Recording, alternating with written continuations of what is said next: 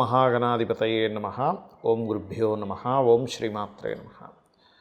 మనం ఈరోజు బుధగ్రహం 6వ తేదీకి కరెక్ట్గా 6వ తేదీ ఈవినింగ్ లోపల ఆల్మోస్ట్ 7వ తేదీ నుంచి బుధుడు తన ఓన్ హౌస్కి వెళ్తున్నాడు. ఒక శుభగ్రహంతో కలవబోతున్నాడు.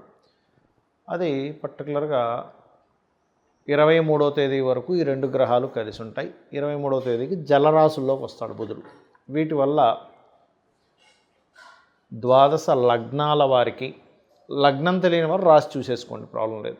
ఎటువంటి ఫలితాలు ఉన్నాయి అంటే ఎటువంటి మంచి ఫలితాలు ఉన్నాయి, ఎటువంటి విషయాల్లో జలరాశుల్లోకి మారినప్పుడు జాగ్రత్త పడాలి అనేటువంటి విషయాల్ని చెప్తుంది నేనైనప్పటికీ కూడా చెప్పిస్తుంది సాక్షాత్ లలిత అమ్మవారిగా భావిస్తూ ఒక్కొక్క లగ్నం గురించి, లగ్నం తెలియని వారి రాశి గురించి తెలుసుకుందాం. సింహలగ్నము, సింహరాశి. సింహం వారికి ఏకాదశ స్థానంలో గురువు ఉన్నాడు. సహజంగానే ఏకాదశ స్థానంలో గురువు ఉంటూ అక్కడికి వచ్చి బుధుడు కలుస్తున్నాడు. ఎప్పుడైతే బుధగ్రహం కలుస్తూ ఏకాదశంలో గురువు ఉన్నాడో ఇది ఇచ్చేటువంటి రిజల్ట్ ఏమిటి అని చెప్పి చూసుకున్నట్లయితే, గురువు ఎప్పుడూ కూడా రెండు శుభగ్రహాల ఏకాదశంలో లాభాలను ఇస్తాయి, వ్యాపార సంబంధించిన లాభాలను ఇస్తాయి, అందులో ఎటువంటి సందేహం లేదు. అయితే వీటితో పాటు మనం గమనించవలసినటువంటి అతి ముఖ్యమైనటువంటి అంశం ఏమిటి అంటే, ఈ గురువు రవితో పాటు లగ్నంలో కుజుడు కేతువు కూడా కలిసి ఉంటున్నారు.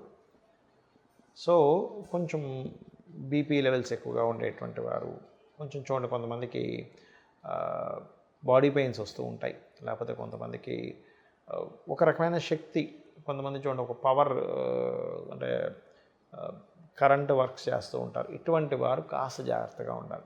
మిమ్మల్ని ఏదో భయపెట్టడం అని కాదు నా ఉద్దేశం, జాగ్రత్తగా ఉండండి అంతే. అమ్మవారిని నమ్ముకుంటే అన్నీ సెట్ అవుతాయి, డోంట్ వరీ. అయితే కొంతమంది చూడండి ఏదైనా సరే వెపన్స్తో, లేకపోతే కొన్నిసార్లు సరదాగా హ్యాండిల్ చేస్తుంది ఏదో మనకి తగలడం ఇలాంటివి ఉంటాయి. కాబట్టి కాస్త ఈ మారణాయుధాలు, కత్తులు ఇటువంటి వాటితో కొంత జాగ్రత్తగా ఉండండి. కుజకేతువులు మీకు లగ్నంలో సంచరిస్తున్నారు కాబట్టి. ప్రధానంగా చూసుకుంటే ఇప్పుడు స్త్రీలు అనుకోండి, ఇంట్లో పాపం వంటగదిలో చేసేటువంటి పనుల వల్ల కూడా ఇబ్బంది రావచ్చు. ఇది ముఖ్యంగా జాగ్రత్తగా ఉండండి. అయితే ఈ బుధుడు ఎప్పుడైతే 6వ తేదీ నుంచి 23వ తేదీ వరకు ఉంటాడో, బిజినెస్లో లాభాలు, ఫైనాన్షియల్గా కలిసి రావడం, చేసేటువంటి ప్రతి ప్లాన్ ద్వారా మీకు చక్కగా కలిసి రావడం, ఇవన్నీ ఇస్తాడు, అందులో ఎటువంటి సందేహం లేదు.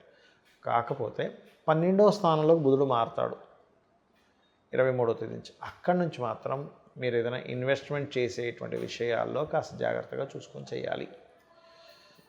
ఇక మీరు నిత్యము చేయవలసినటువంటి దేవతారాధన, వీలైనంత మటుకు మెడిటేషన్ చేయండి.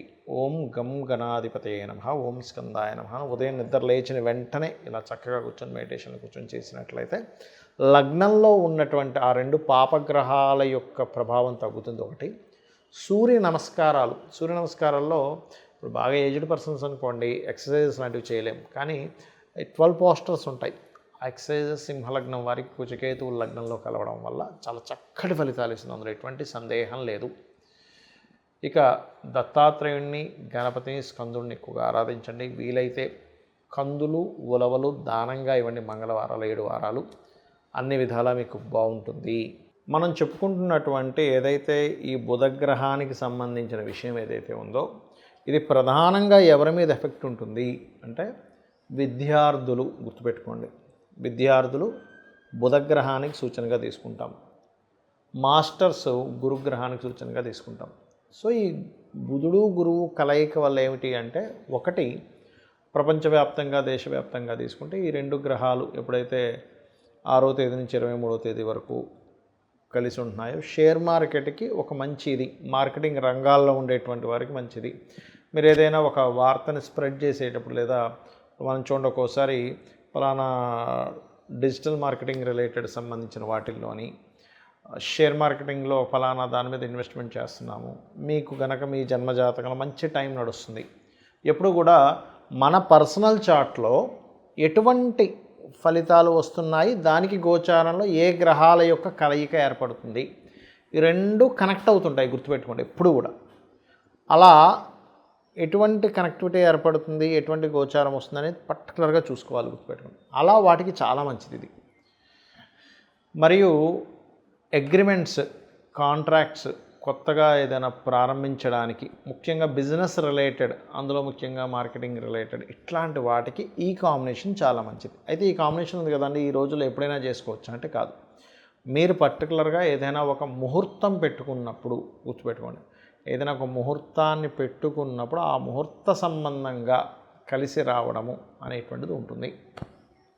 అయితే ఇందులో చాలామంది అంటారు, ఏమండి ఇప్పుడంతా జ్యేష్ఠ మాసం అని, లేకపోతే తర్వాత ఆషాఢ మాసం అని, తర్వాత ఉండేటువంటి మాసాలు ఏవైతే ఉంటాయో మనకు ఒకసారి కలిసి రాదు కదా, అప్పుడు ఏం చేయాలి అంటే, శాస్త్రంలో అభిజిత్ ముహూర్తం అని ఉంటుంది, అభిజిత్ లగ్నము అని ఉంటుంది.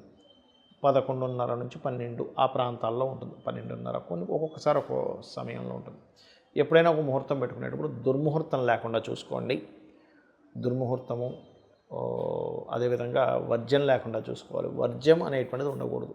చాలామంది తెలియక కేవలం రాహుకాలం చూసుకుంటారు. రాహుకాలం తమిళనాడు సైడ్ వాళ్ళది, మనం పాటించడంలో తప్పేం లేదు, కానీ అది వాళ్ళకి పనికి వస్తుంది. గుళిక కాలం, రాహుకాలాలు. అదేవిధంగా మీ జన్మజాతకంలో కనుక బుధుడు మంచి స్థితిలో ఉండి బుధగ్రహం యొక్క మహాదశలు నడిచేటువంటి వారికి కూడా ఈ బుధ గురువుల యొక్క కాంబినేషన్ మంచి ఫలితాలు ఇస్తుంది. అందులో ఎటువంటి సంశయం లేదు, గుర్తుపెట్టుకోండి.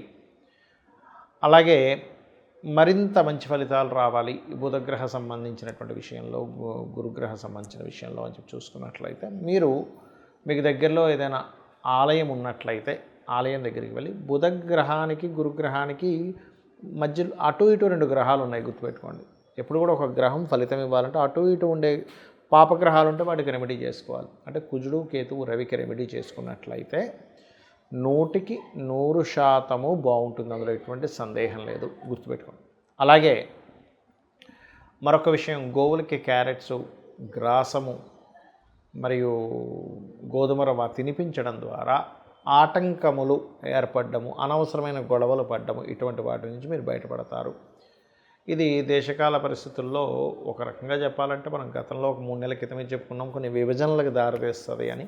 కేతు సింహంలోకి రావడం అనేటువంటిది ఖచ్చితంగా, కేతు ఎప్పుడైతే మనకి 7వ తేదీ వస్తున్నాడో అది రాబోయే ముందే విభజనలకు దారితీస్తుంది. ఖచ్చితంగా కొన్ని పార్టీలు చీలుతాయి.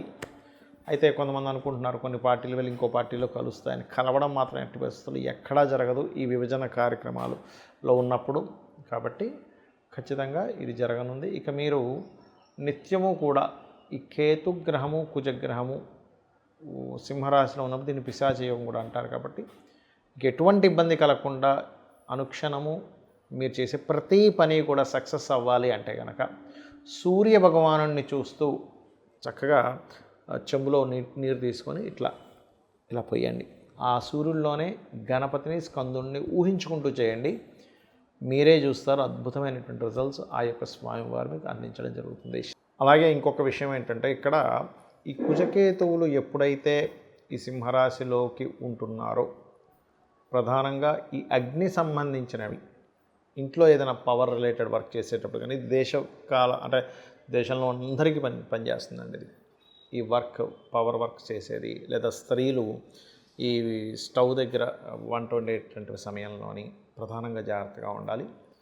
ఇందులో మరొక విషయం ఏంటంటే, మనకి స్లీపర్ సెల్స్తోని దేశం మీద కొంత ఇబ్బంది ఉంది. కాబట్టి ఈ స్లీపర్ సెల్స్ రిలేటెడ్ సంబంధించినటువంటి విషయాలలో, లేదా ఏదైనా ముఖ్యంగా ఈ 2 నెలలు కలిసి ఉంటాయి కుజకేతువులు ముఖ్యంగా కలిసి ఉన్నందుకు, ఏదైనా పుణ్యక్షేత్రాలకి, పుణ్యతీర్థాలకి, ఆలయాలకి రద్దీ ఎక్కువగా ఉండేటువంటి ప్రదేశాల్లో కూడా కాస్త జాగ్రత్తగా ఉండండి. బికాజ్ ఆఫ్ ఈ కుజకేతువులు కలవబోతున్నారు ఇంకా నెక్స్ట్.